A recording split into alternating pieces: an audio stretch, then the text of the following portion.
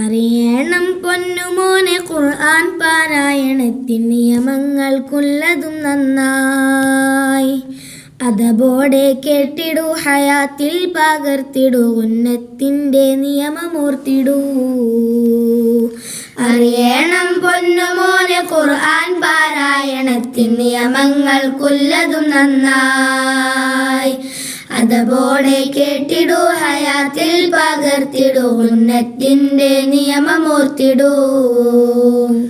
ശദ്ദുള്ള ഹർഫ് മീമനൂനും ആണെങ്കിൽ പിന്നെ നന്നായി മാണിച്ചിടണം നീ. സാക്കീന മീമിൻ ശേഷം ബാഉം മീമും വരുന്നതെങ്കിൽ ഉന്നത്ത് നൽകു നീ.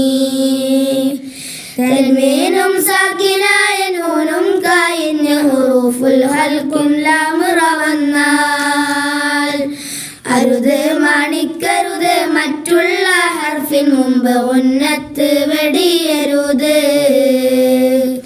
ബാഇന്റെ മുമ്പ് വന്ന തൻവീനും സാക്കിനായ നൂനും മീമാക്കി മാറിക്ക്.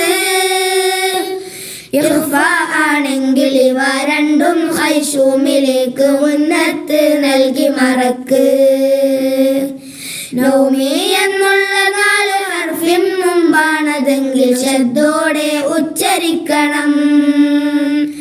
മൗത്തിന്റെ മുമ്പ് ഇവ എല്ലാം അറിഞ്ഞു ഖുർആനോദി നീ ചലിക്കണം.